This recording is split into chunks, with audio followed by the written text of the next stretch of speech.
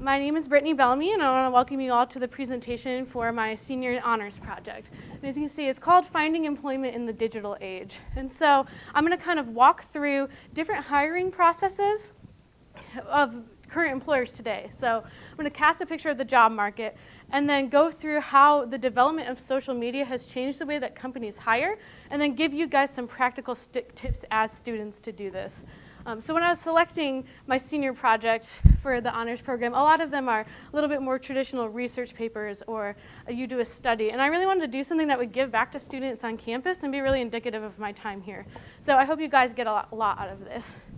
So a little bit about myself first. I am a senior professional writing major, so 3 weeks left. I have a minor in advertising and public relations. And a little bit of like how I know about the hiring industry and why I'm interested in it. I currently serve as the talent communications specialist intern with Herman Miller over in Zeeland, Michigan. They're an office furniture manufacturer, but they have around 5,000 employees worldwide. And so I work with their recruiting department, helping them advertise for positions. So when they have a hiring campaign come up, I will develop ways to put them on LinkedIn and put it on Twitter to attract candidates to the company. And then before that, my junior year, I worked as the social media marketing intern with Mixed Staffing and Recruiting. And they're a little boutique staffing firm outside of Grand Rapids, and they probably only help 50 to 100 people, and they work with placing women and minorities in the workplace. So for about the past 2.5 years, I've been really involved in the hiring industry and using communications in that process. And so this is kind of, it's pulling together my communication skills that I've learned here and also my years of internship experiences. So to start out with, I'm going to activate it now so you guys get to use the clickers. So how confident do you guys feel about finding a job after you leave for graduation? And then for a refresher, if you guys don't know, this A, B, C, or D on the voters, and then the blue button to the right at the top with this kind of, let me draw it out. Kind of looks like that is how you vote.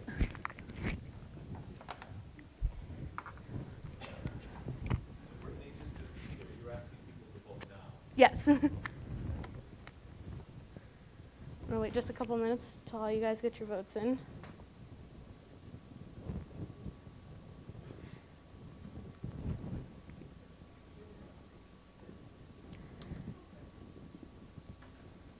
All right.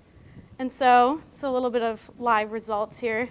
It looks about 25% of you feel somewhat unconfident.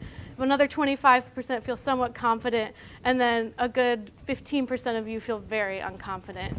And so that's really why I wanted to do this in presentation. As I was talking to fellow seniors who are getting ready to graduate, a lot of them are really uneasy, and a lot of us have a really negative outlook to finding a job after graduation, which really isn't necessary. So this kind of started with the Great Recession, which started around 2007, and had lasting effects to now. And a lot of us were in high school and getting ready to enter college, and so we were very aware of the effects that this had on the employment market. And so there's two main effects that this had, and the first was high unemployment rates. In a Bloomberg study done in 2009, the employment rate was at 7.6, which is a rate that was unseen since January of 1983. And for college students, 3.8 of them were unemployed. So as the Great Recession began to hit America, thousands and thousands of people were losing their jobs. And then this kind of piggybacked into what was called malemployment. And this is where college students begin to get affected. So malemployment is where someone who has a lot of skills and training and experience in a degree takes a position that they don't need to use that for. So they would take a position that didn't require a college degree simply because there was no other employment available. So this kind of combination of really high unemployment rates and these malemployment trends kind of merged together to give people a very negative outlook towards the job market, and rightfully so. So the question is, and we have that effect, we grew up in that, and as we were preparing to enter into college, the effects were still being felt. But the question is it still hold true for 2015 and onwards? So I have some good news for you guys, is that the hiring market is actually really, really improving. 2014 was the best year for job growth since 1999. And that's a statistic from CNN Money. And there was over 224,000 jobs added to the market per month over 2014. In a career builder study, 36% of companies are planning to increase their hiring for full-time positions over 2015. And that's up from just 24% in 2014. So this is growing, and it's a trend, and it's going to continue into the future. And for us as college graduates in particular, 8.3% of employers are planning to hire more college graduates. And that's kind of compared to that 3.8% of unemployment in the Great Recession. Now that's kind of turning around, where companies are looking to hire college graduates specifically. In another study done by the National Association of College Educators, 84.2% of US employers rate this job market as good for college graduates. So the good news is that the job market's changing, but then kind of why is it changing? So really, if you look at the job market, recruiters tend to explain it in the context of two terms. So the first one is employer-driven market. And then you may have heard this term before, but in the employer-driven market, companies control the context of the hiring conversation. So they put jobs out there, they get to dictate how much your salary is, they schedule the interviews, which is typical of the process, but you don't really have a choice. Because of the low availability of jobs, if you're offered something, you take it right away because you don't know when you're gonna get another chance. And kind of on the flip side of that is a candidate-driven market. And in a candidate-driven market, you as the job seeker kind of control that process. You're still dependent on the employer to reach out and schedule interviews and things of that nature, but you may have 3 or 4 options at once. And so you can say, I have several options open. What else can you offer me in my job search process, or else I'm going to migrate to someone else? And this gives you a unique bargaining power within the market. And then in an MRI recruiter sentiment survey, 83% of recruiters today would describe this market as candidate-driven. So as the job market is growing, and you just saw those statistics of all of the new jobs coming, the power is slowly shifting towards the candidate. There's really 4 main causes for this, and I'm going to go into each of these a little bit more in depth. So the first one is rising retirement rates. The baby boomer generation, I'm sure you guys are all familiar with these terms of baby boomer, millennial, and all of that, but to define it clearly, they're people born 1946 to 1964. And it's projected that the typical retirement age is 65. And it's projected that beginning in 2025, about half of this generation will be at the retirement age. And by 2030, 100% of them will be. And so companies are really looking at this, and you can see from Time magazine that 25% of the workforce will be over 55. So a good quarter of the workforce is this generation. And as they're preparing to leave and retire and move into the retirement phase of their life, this is creating huge vacancies within companies that they're kind of scrambling to fill. And this is a little bit subset. When the statistics first started coming out about the retirement age of baby boomers, many companies completely freaked out. They're like, how are we going to fill this? This is going to cause our companies and impact our bottom line tremendously. And while as more and more of these people near this age in 2015, it's proving to be a little bit less of a problem, as many more people are working past the traditional age of 65 because of the Great Recession, and a lot of their retirement plans were affected by the effects of that, so they're working past that. And then there's also something called phased retirement. And in phased retirement, a worker will slowly ease out of the workforce as opposed to quitting all at once. So they may move into working 3 days a week instead of 5 days a week, and then to 2, and then to 1 before they phase out entirely. And what this allows them to do is work with the person who will be coming into their spot after them and pass their lifetime of working knowledge down to them. So as this kind of process of phased retirement suggests, there's something called a talent shortage. And this is something that really surprised me, because the early statistics were just of a labor shortage. There will not be enough physical people to fill these roles. But what's happened is more of a talent shortage. So a talent shortage, someone who is defined as talent, is someone with critical thinking skills and higher educational marketing. And so as these people are leaving and they're skilled and experienced, they need more skilled and experienced people to come and work for them, and that's just not as available in today's market. So you can see the subset of how many people are available for labor as compared to talent is drastically different. And so what that also does is increase your bargaining power in a candidate-driven market if you have those skills and experiences. And companies are beginning to recognize this as a significant problem. From the skipped one, but 36% of companies reported talent shortages within 2014. And that's the highest rate in 7 years. So as these skilled people are leaving, there's not enough people to come in, and it's creating another gap. So both of these rising retirement rates and the talent shortages are giving people more power, which is contributing to the third trend, which is the mobility of the workforce. And I have down here this term job hopping. And job hopping is the idea that you can just move from job to gain experiences wherever you need them. So where traditionally someone would come and join a company and stay there for 10 to 15 years and kind of move up the corporate ladder, so to speak, people are now making lateral or vertical moves in between companies and whatever is best for this career. From the Bureau of Labor Statistics, the average term of employment for an employee today is just 4.4 years. And for people in our age demographic, from 20 to 34, that's reduced to just 2.3 years. And so people are only staying at jobs for 2 to 3 years, basically, if you combine those together.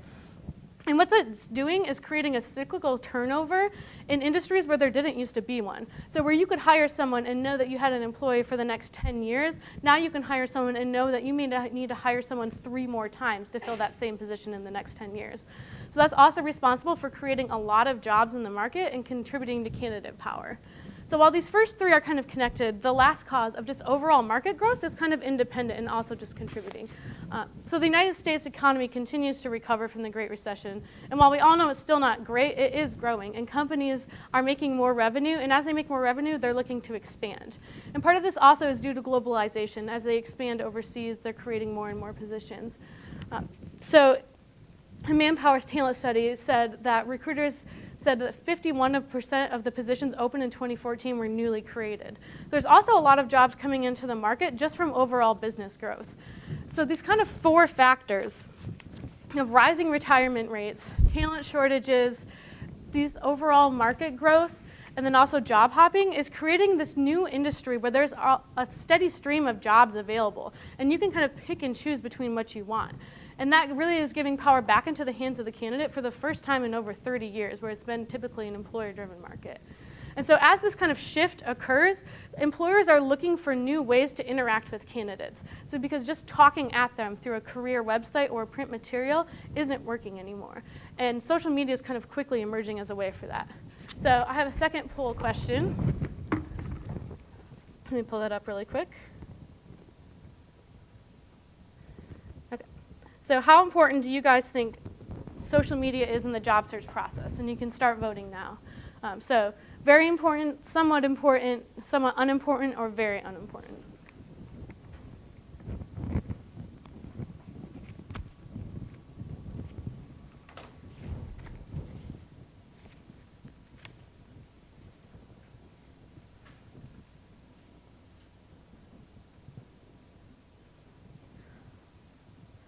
All right, so for some results of that, it looks about 59% of you said that social media is somewhat important in the job search process, with 34% saying it's somewhat unimportant, and then the rest split between the remaining percentages. So we're going to take a little bit of why social media is gaining use. So the main reason is because it's a two-way conversation. So it lets companies and candidates have equal voice in the power. So whereas a traditional brochure that you receive says this is our benefits and that's all you need to know, and you're kind of left wondering of, okay, you say you have flexible work arrangements, but how much does that extend?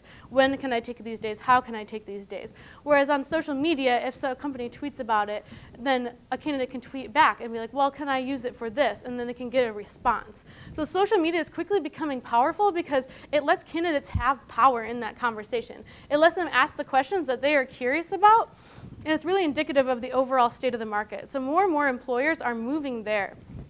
And the second reason is to reach both passive and active candidates. And this is another term. So an active candidate is your stereotypical job seeker. They're out in the market, they're looking at career sites, and they're looking for new opportunities. Where a passive candidate may not be looking for a new job. They may be perfectly happy where they are, but if a new opportunity arose, they would quickly move into that area. Due to that term of job hopping, they're very, very open to migrating to something that might be better for them.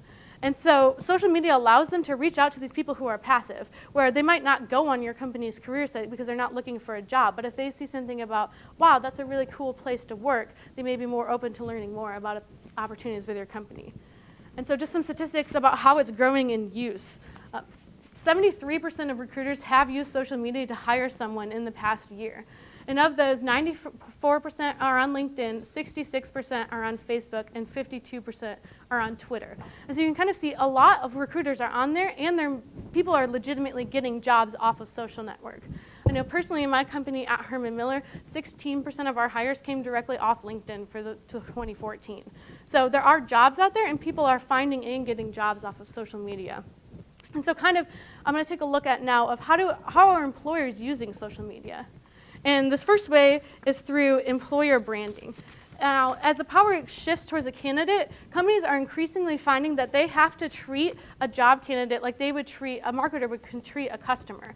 And so part of this is creating a brand around their company. So if you guys think about Google, I'm sure a lot of you have seen the movie The Internship, but Google has a lot of information about what it's like to work for them. You know how beautiful their campus is. You know you can ride bikes around. You know there's a coffee bar.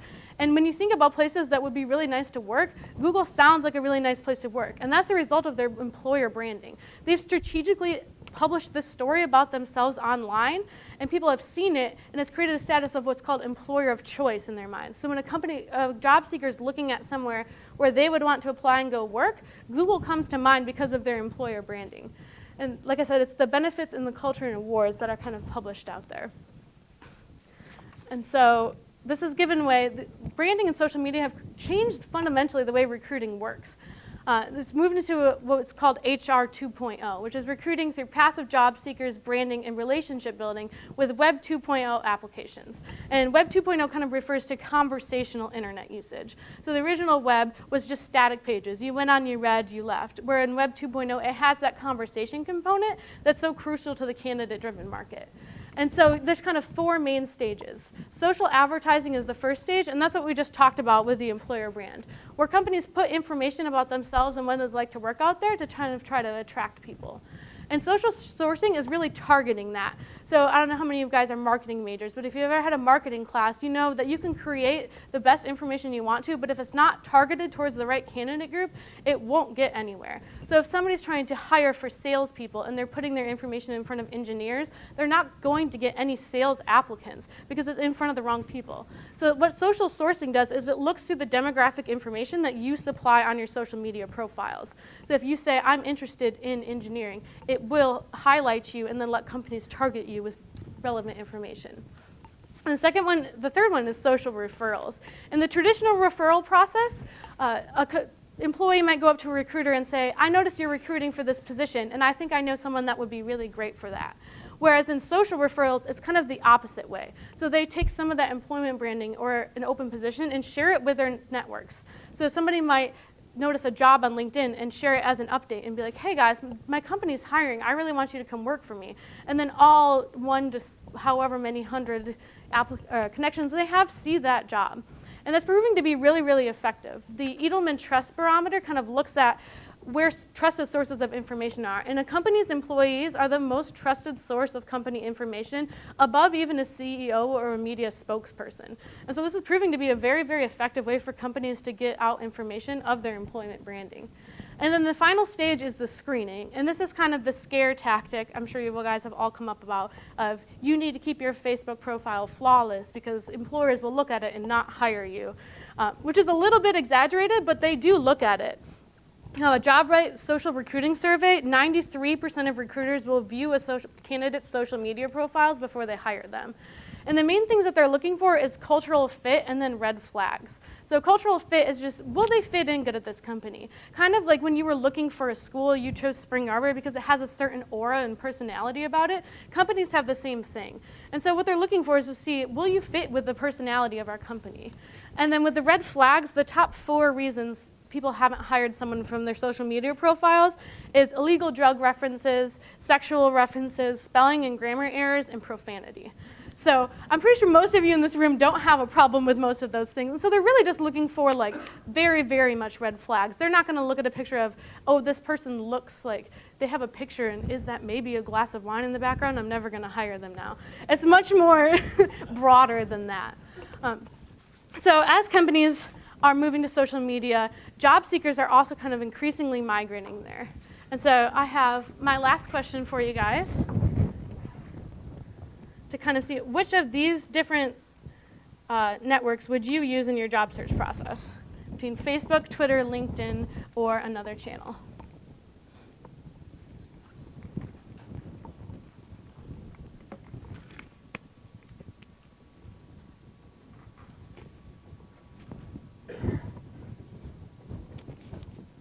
And I selected these 3 from those earlier statistics as they're the top 3 channels that our employers are on.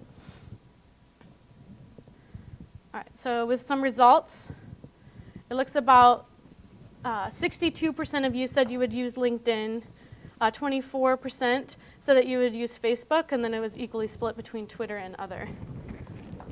So I'm going to kind of go through, so this final part of the presentation, I'm going to look at how different strategies you can use as a candidate on social media, and then really go through each of these main sites and give you some practical tips. So these are the top usages of social media by job searches. So the first one is sourcing. And this is a little bit different than the sourcing on the employer side. On this side, you're using that same demographic information to find a company you might be interested in. So for example, on LinkedIn, you can go through and select, I want a company that's small, so only 1 to 500 employees in the greater Grand Rapids area that's in the marketing industry. And it'll narrow your results so you're only looking at those companies and then only viewing their jobs. So this is it's kind of the flip side of where you can stop wasting your time at looking at these massive job boards and really target down to what you want. And then the second one is networking. So in the traditional networking, I always thought it sounded really stuffy, going to a mixer, like meet and greet, and then you hand someone your business card, and they hand you yours, and then maybe you might call them later, and now they go in your email address book. In social media, this is a lot different. You can connect with just professional colleagues and build up your network. And this also kind of works for referrals. So if you're applying for a job on LinkedIn, you can go to a company and see people you know that work there. So if you wanted to apply for a company, you could go and see, oh, a Spring Arbor alumni works there. And you could reach out to them and connect and be like, hey, I'm applying for a job at the company you work for, and I also went to Spring Arbor University, and I just wanted to make a personal connection with you and find out more about what the company is like. And it's building up your contacts within the company. And then the next step is researching. And so I don't know if you guys have heard of the website Glassdoor. It's kind of like a Yelp for companies. So people go on this and rate interviews. So they'll say, how hard was the interview? What types of questions did they ask me? So you can prepare yourself before you go in. And then also leave reviews. So a company can market themselves and say, we give you all the paid holidays that you can think of. Where you can go on Glassdoor and see, we only get Christmas and New Year's, and that's the only holidays we get all year from an employee that works inside the company. And so this is a way to increase transparency and kind of double check that against each other. And then the last stage is personal branding, and that's the very last stage I will cover. But before that, I kind of want to go through and give you guys some personalized tips on how to use social media. So we're going to start out with LinkedIn. If you guys don't have a LinkedIn, I would highly encourage you to get one. Like you saw earlier, 94% of recruiters are on this site, and it's proving to be a very effective source for hiring. So to start out with some things that you can do to your profile. And if any of you want help, I'm always around on campus. I might charge you a trip to Sacred Grounds, but I'll help you with this or any of these other social media sites. So the first thing that you want to do is really tell a story with your profile. So for me, I'm really interested in public relations and social media, but so are thousands upon thousands and even millions of other people when you expand worldwide. So what sets me apart from anyone else that is coming to look? And for me, I narrowed out story as that thing. So I believe that story is a really effective way to communicate with people, and it can create a relationship and build, because public relations is really about relationship and not just shoving marketing materials down people's throats. And so what I've done is I talk a little bit about story in my summary, and then as I go through for each experience that I've had, I tell the story of what that company does and the story of how I helped them. So I have this overall idea of story, but then I thread it throughout my entire presentation. And as you can kind of see as I scroll through, LinkedIn lets you add media into your profile, and this makes it into like a living, breathing resume. So you can hand someone your paper resume, and I could be like, I was the student body vice president at Spring Arbor University. And that may look nice, but they really have no idea of what I did.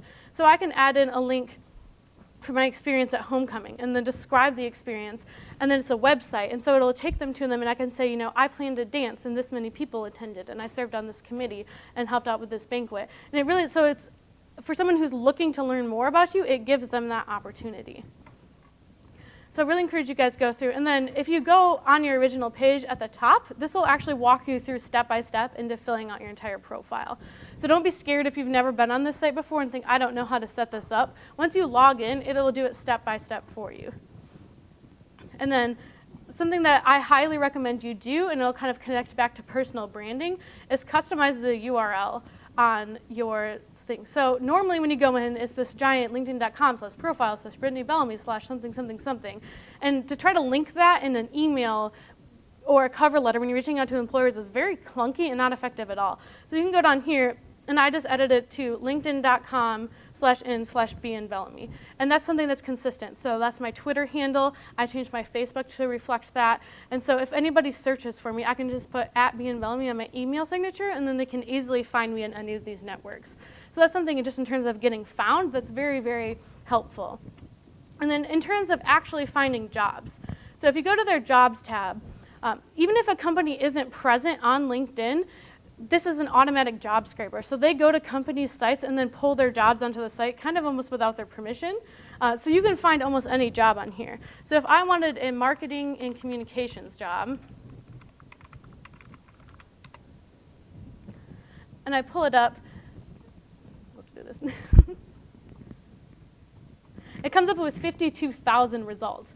That would probably take me from now until the end of the decade to sort through, and then who knows if I'll even find one. So along the side here is something that you can really do, and this is the sourcing that I was talking about. So you can narrow by location. So I only want to work in the greater Chicago area. You can narrow by the specific company if you want to.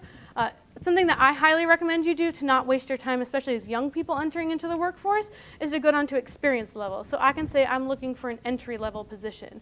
And then I won't waste my time or the company's time applying for a position that I'm really not qualified for yet. And you can also do it with function. So if you want to work in marketing but not sales, you can exclude sales positions. So this is something that's really, really helpful and really helps to narrow your results. And then one last kind of cool thing that you can do, you can find alumni. So there's a Spring Arbor University page on LinkedIn. If you haven't followed it, it'll give updates. Steve Castle will send you great things. And you can kind of go through and see all of these people who also graduated from Spring Arbor University. And this can build your network. So if you're looking for people who graduated with your major and you want to find out what they do, look through here and find a couple people. And then just customize your request to them. So when you go to add them, just be like, hi, I'm a current student in the communications department at Spring Arbor University. And I was wondering if you could tell me a little bit about what the job search process was like for you when you first entered in. So that's a really cool way to come in.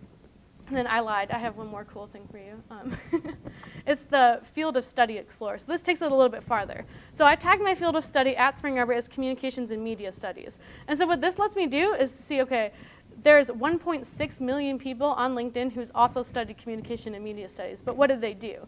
So 2,000 of them work at IBM.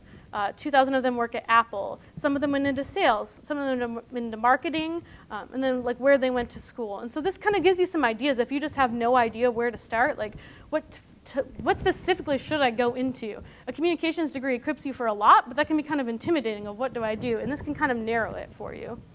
And so that's LinkedIn in like 5 minutes or less. And like I said, if you guys would like to learn more, I can definitely give you a little bit broader view. But I want to move on over to Twitter. So I just have all of my stuff pulled up on Twitter. I really needed a HDMI adapter today. And so it's okay, it worked out. What I really recommend that you guys do is kind of tag where you work. So I'm an intern at Herman Miller, managing editor at The Pulse, vice president at Spring Arbor SGA. And so that kind of just gives you a little bit of credibility and then lets you be found easier through searches. So Twitter's demographical data is a little bit different. You don't fill it out and say, I live here or I work there. But this helps companies find you a little bit easier. So that's just a tip for your profile. And then as always, just have a nice, for all of your sites. Facebook's a little bit different because it's a little bit personal, but especially for LinkedIn and slightly for Twitter, have a professional headshot. There are lots and lots of people on this campus with cameras and who are good at using them. That's one of the perks of being at a college campus. So just reach out to someone in the art department or someone that lives on your floor and say, hey, can you take 10 minutes and let me have a really nice headshot? And that'll really go a long way. And I would say that's even vital for LinkedIn. But something that's kind of So if you want some ways to find a little bit of actual jobs, a lot of companies have careers-specific pages. So I just pulled up Target because I benchmark with them a lot through my work at Herman Miller because they're really good at their employer branding. But they have an entire Target careers page. So, hey, there's a Target lounge at this conference. You can stop by and get this. They'll tweet out jobs. They'll tweet out different things. So if you know a specific company that you're very interested in working in, I would highly recommend either looking them up and following either their company page, because not everyone has one of these. If they're a bigger company, they do, or following them. And this lets you get an inside peek. It's that researching component. It lets you see if it's actually somewhere that you want to work. Kind of like the flip side of colleges. Like, for the longest time, I thought I really wanted to go to Cornerstone, and when I went there, you think Spring Arbor's bad, all people do is get married. And I didn't know that until I went there, because all I ever saw was their conversation, and I never had that chance to have that two ways. So do your research. And then something else that's kind of cool is this is a company called Tweet My Jobs. And if you guys want to look them up later, it's literally just tweetmyjobs.com. And you can create a profile and then also follow different targeted handles. So this is just for marketing jobs in Chicago, and it tweets them out like, this was 45 seconds ago, this one was 7 minutes ago, this one was 14 minutes ago. It's a constant stream of positions that you might be interested in. So this is a digital social analyst for FCB Chicago. So if I wanted to learn more, I could click on that and go to the job description. So if you're feeling kind of like lost and lazy and you don't want to actually go look for jobs, this will literally bring them right to you. You can sit in your dorm room while you're watching Netflix and scroll through this and look at jobs. So that's really cool. And then if you see these hashtags, this is another way. I won't go too much in depth into this, but if you want to look for jobs, you can search for marketing, job, and then the location where you want to go, and that will also pull up tweets from aggregators like this with potential jobs you might be interested in. So then kind of moving on to Facebook. Like we said earlier with those big 4 red flags, we all go to Spring Arbor, which means we're all completely innocent. But just kind of watch your Facebook profile. You can get tagged in some pretty weird stuff sometimes, so just kind of watch for those 4 main flags of illegal drug references, sexual, a lot, excessive spelling and grammar errors, and then kind of profanity. And you can also tag where you work like you do on Facebook. And then I would also recommend that, I'm going to go here actually, to fill out your work history completely. Facebook has this really cool feature called graph search. It's really only available to companies and recruiters, so I can't really show it to you right now. But what it lets them do is target people. So like you can search on LinkedIn and narrow in people, or Facebook now does that. So they can look through and see, I want someone who's had a marketing internship experience in the Jackson area, and they would be able to find me because I've listed my experience and where I live. So I really encourage you guys to kind of go through and fill out all of your work history and update when you move back and forth to different places, especially after graduation where you live. So just like there was the career pages on Twitter that you could follow, there's also these career pages on Facebook. And I pulled up Google's because, like I said, they're kind of the best in class. So they're celebrating their first YouTube video because they're a subset of them. But they kind of just go through, and it really gives you a feel for their culture again. So if you know you might want to work somewhere, or even your big dream companies, I encourage you to follow them. And you never know when something might come up. And the second thing that's kind of cool, yes, this is Herman Miller's page, slight commercial, but if you go through, we work with this company called Work For. And so they build a tab right into our Facebook page, which is called Work For Us. So you can kind of see this is like a little bit of landing page copy. And this is all of our open positions. So there's a global account sales director and all of this. And so we're currently looking for a public relations representative. So I can pull that up, and it gives me the job description. And if I really wanted to, I can apply, and it will autofill information from my Facebook profile. And especially a lot of bigger companies have features like this built into their Facebook page. So as you're kind of exploring and researching, don't be afraid to check some of this stuff out. And it kind of takes away a little bit of that lazy component. Again, like I said, it'll autofill your information for you, and all you have to do is go back and correct a couple of things. So this is really, really, it's a cool and kind of innovative way to connect.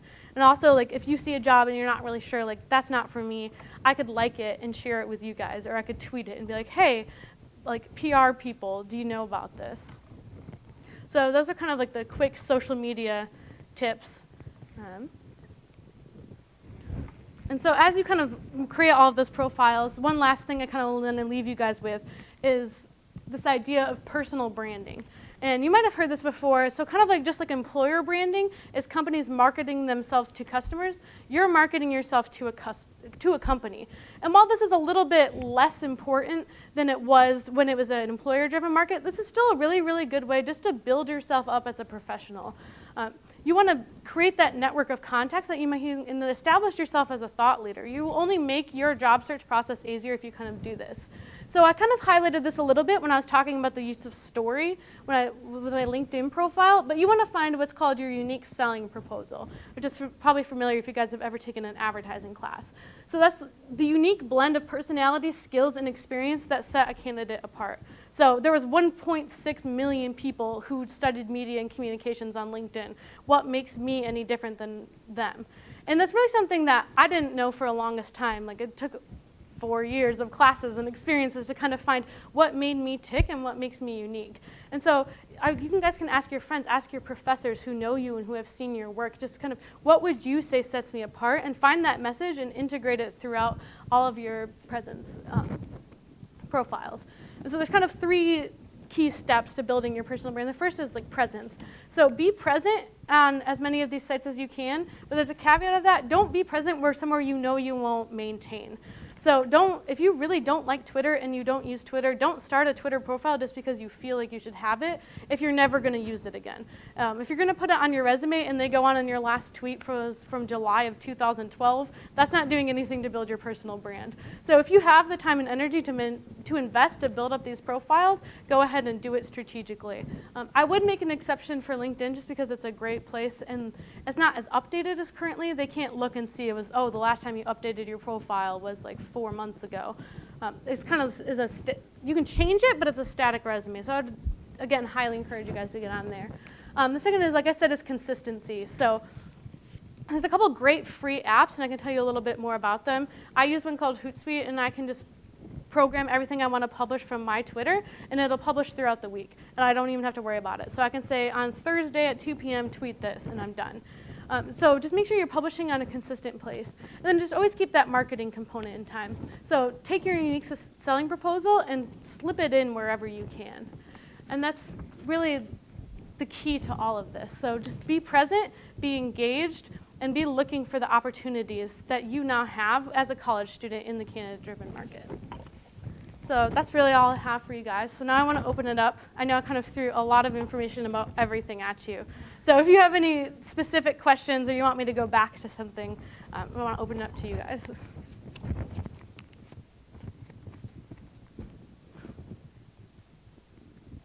Or any comments.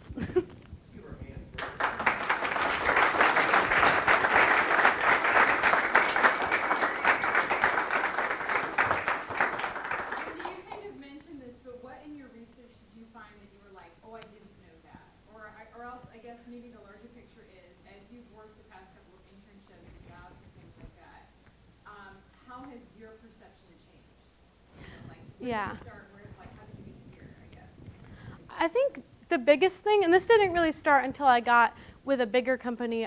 My position with Herman Miller is completely new. They created it last summer and brought me in. They wanted someone, like they would teach me about the hiring market, but they wanted someone who knew about public relations and social media to come in for them because they kind of foresaw this need of needing to market themselves. So my entire position was to create an employment brand for them and use it across our website, social media, print materials, and all of that. So that's when I first kind of got turned on to it. And I would say probably the most surprising thing to me was how much more power we have. I think just going through high school, and I always heard, like, you can go through college, but it'll be the hardest thing ever to find a job. And, like, it's not a walk in the park. Like, all of these things help, but it's not a guarantee of a job. But it's definitely a lot easier than it used to be, and there's more jobs out there.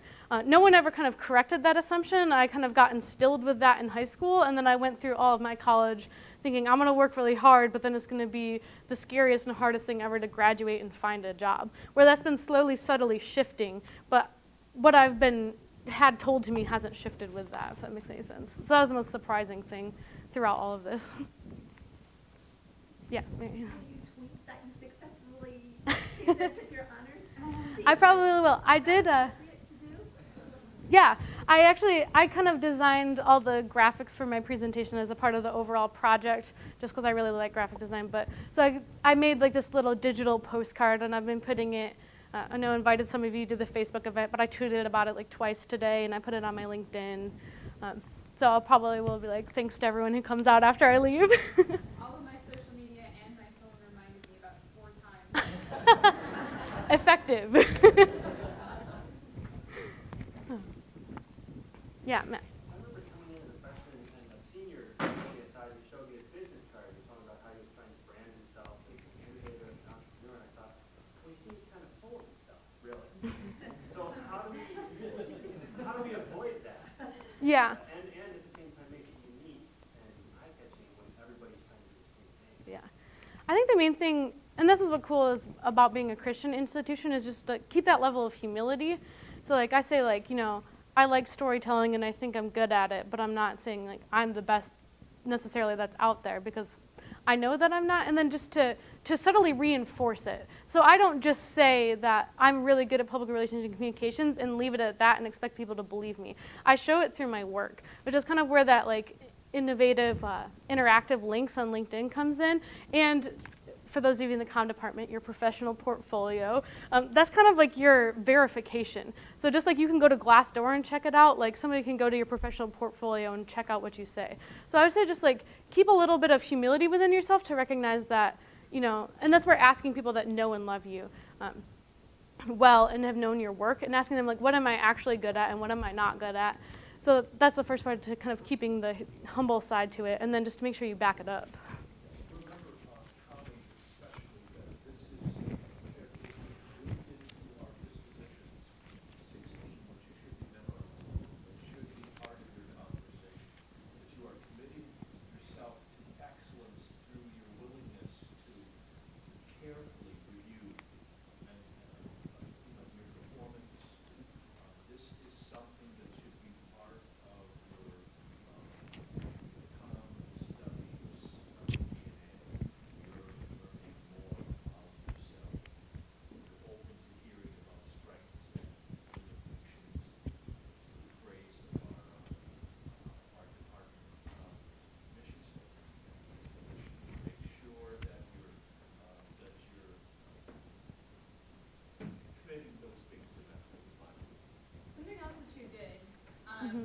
That I think is also really important, because I struggle with this too. Like I hate selling myself, it's crazy, but I don't have any problem saying I'm really passionate about this, and here's what I did.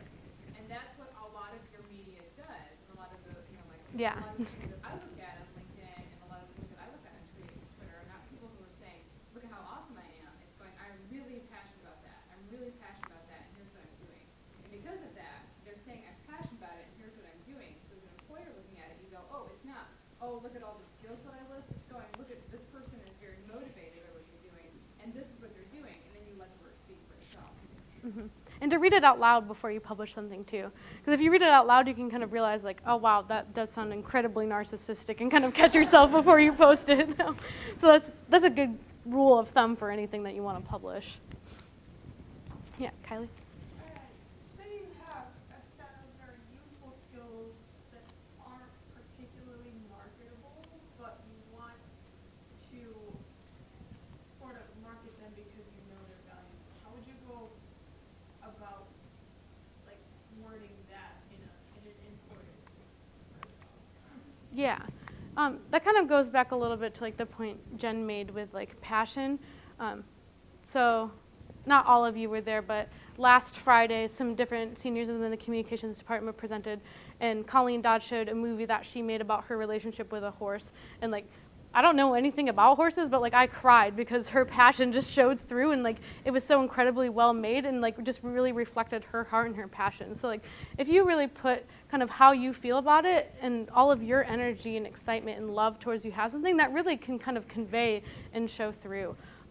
So marketing is just kind of, I don't know, it's almost a byproduct, and that's how I kind of like looked at public relations as a whole. Is like you have to build the relationship before you can tell anyone anything. So tell them about yourself to establish that groundwork. There we go. To establish that groundwork, and then be like, well, I'm also really good at this. So it comes back to relationships. Back to the business person, I had a class one time where a professor said, make business cards, pass them out, that looks impressive. So have you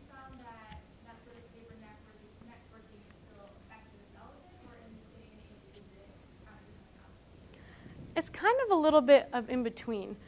So a lot of this process is online. And so if you mail so you just email an employer a cover letter or fill in an online application, you never actually meet them in person.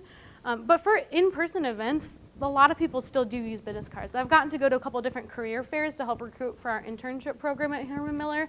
And like people still hand us like paper resumes and business cards. And a lot of them will have like links. So on my resume, I have my professional portfolio like very prominently displayed there so they know they can go there. So it's kind of a combination. And I don't know if, 10 years down the road, if no one will have business cards anymore. My instinct is that they will.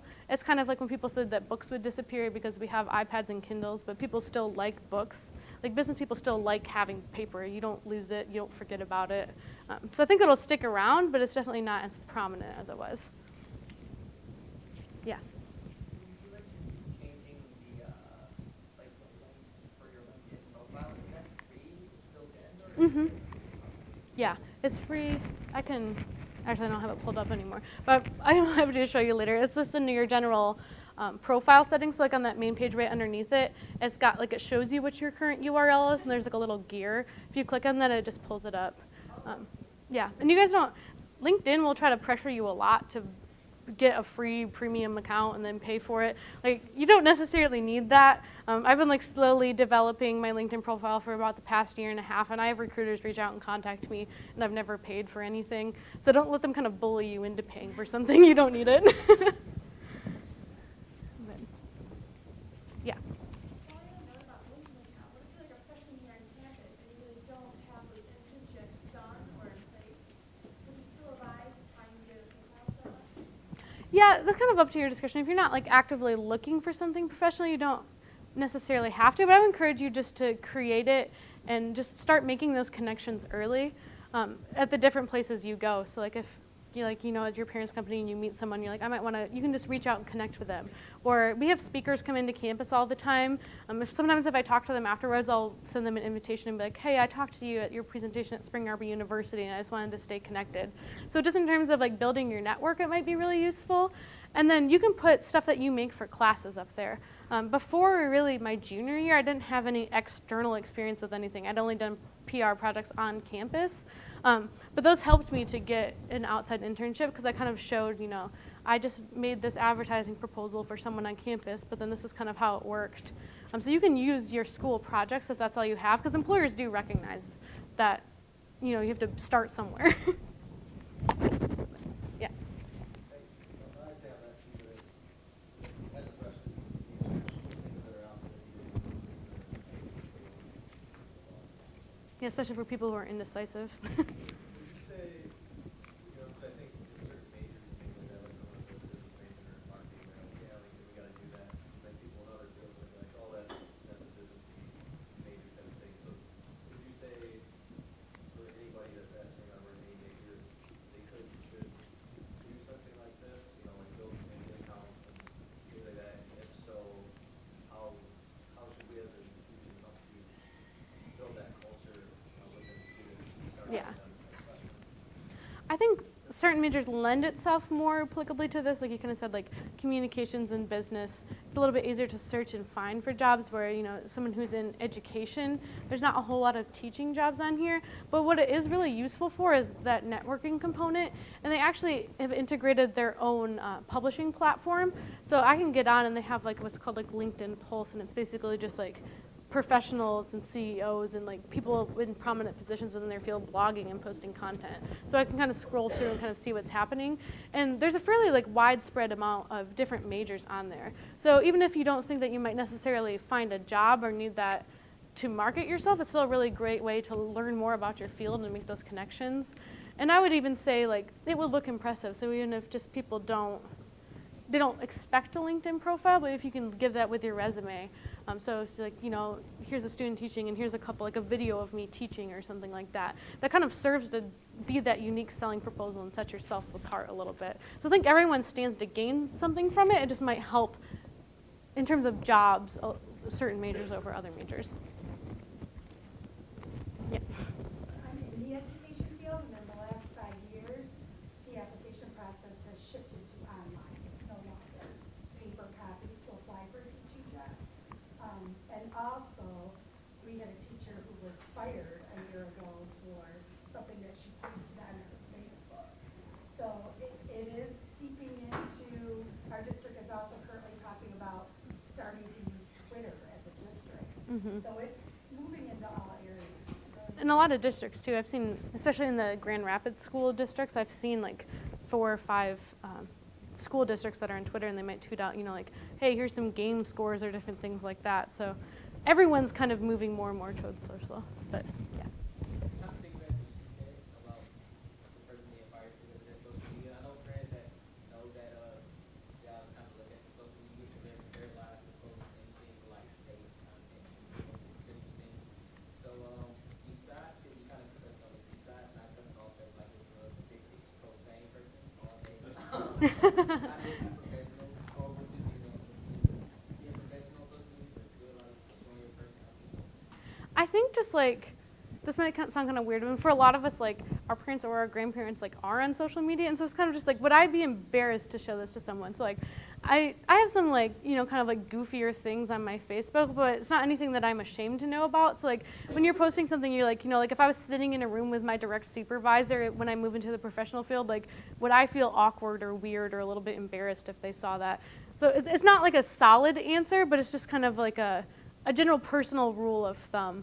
And then just to remember that, like, no matter what privacy settings or how you think you can see something, like, everyone can find anything on the internet, even if you delete it. So just, like, always be mindful of that, of, like, even if you just, like, had a really bad day at work and you really just want to tweet about it, like, someone could find that and someone could show it to someone.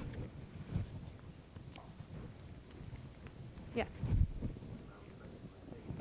I'll take a couple more and then I'll wrap up at 5. I don't want to keep everyone here forever.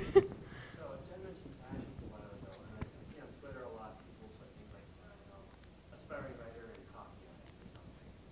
It's just a funny little thing, and I noticed you even had coffee on yours. So how do you balance that personal interest? Like, say I love the outdoors, but I also want to enter the art field. So I'm looking for jobs, maybe at an outdoors company. Is it appropriate to put something on there like I love the outdoors, or would you include that on what seems to be the top caliber professional site of LinkedIn? Put something like that on there for personal interest? I wouldn't necessarily put personal interest on LinkedIn just because of the type of network that it is. It's for business and business material. So you kind of just have to know what the networks were. Like Facebook is very personable in connecting with people, and Twitter's more just like, I forget the exact statistics, but like a majority of things tweeted on Twitter are links. So it's more of just like a, hey, check this out, something that I found is cool. So just kind of like know what it is. So I wouldn't post it on LinkedIn, but don't be afraid of like being a person still on social media. Like I said, with like that culture fit. So like if you let your personality show, something that, and I didn't follow my own rules. I didn't actually do a lot of research before I started working at Herman Miller, but like something I really appreciate about them is like they're a friendly place. Like some businesses you go through and everyone's like beelining it towards their next meeting, but there's always people in the break rooms getting coffee, everyone smiles. Like at holidays it's like, we'll spend an hour talking about who's gonna do what. And then like you still get work done, but it's a very friendly and sociable place, which you can kind of see reflected in the things that they post. And so like, and I would like to say that I'm a fairly friendly and sociable person, so like posting pictures with like my friends, like I went to Arbor last weekend and posted a bunch of pictures. Like I wouldn't say like you can't do that because people will know you. Like let your personality shine through, and that kind of lets them see like, oh, like this person, like they're not just like a work robot, they can have fun too. But okay, I'm gonna have time for one last one if anyone has one. Well, that's good. I want to thank you guys all for coming again. This has been a lot of work, and it really means a lot that you guys all came out to support me, and I hope you gain something.